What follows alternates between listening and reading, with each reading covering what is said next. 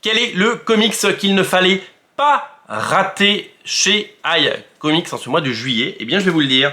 C'est tout simplement le second tome de The Cape. Le second tome de The Cape qui est sorti et qui appelle un troisième, vous le savez, puisque la trilogie sera complète au mois d'août. The Cape 1969. Alors, je vous rappelle les faits.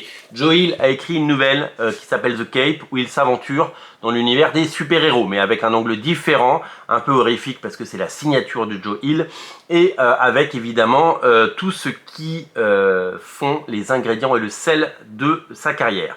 Sa nouvelle a été adaptée en comics et a donc fait l'objet d'un magnifique album précédemment sorti chez Brajlon, Milady Graphics, et donc ressorti chez iComics pour le plus grand plaisir de tous. Si vous n'avez pas lu The Cape, je vous invite à le faire. Alors The Cape, il y a l'histoire principale et il y a aussi donc le prequel qui se passe en 1969. Nous allons aller aux origines de la cape avec ce prequel évidemment qui va nous emmener dans une guerre du Vietnam qui évidemment est vue sous un autre angle comme vous pouvez bien entendu l'imaginer.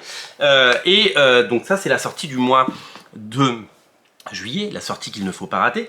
Et en preview, puisque je suis comme ça, je vous présente Fallen, le troisième tome qui arrivera quant à lui au mois d'août. Fallen, c'est le troisième tome, mais en fait c'est la suite du premier. Donc en fait le premier c'est le deuxième, celui-là c'est le troisième. Donc vous lisez d'abord The Cape, puis The Cape Fallen, et il y a le prequel qui se met avant, clac, et donc vous avez les trois The Cape et vous avez l'intégralité de la série. Alors peut-être qu'un jour il y aura une intégrale si le succès est là. Joe Hill est un nom évidemment qui fait vendre, hein. Lock and Key est un des plus gros succès de iComics, mais pour l'heure je vous invite à découvrir tous ces titres. Donc la nouveauté du mois c'est lui, 1969, The Cape est disponible et le mois prochain sort The Cape Fallen, la suite de The Cape qui poursuit les aventures donc du jeune Eric qui avait découvert cette cape.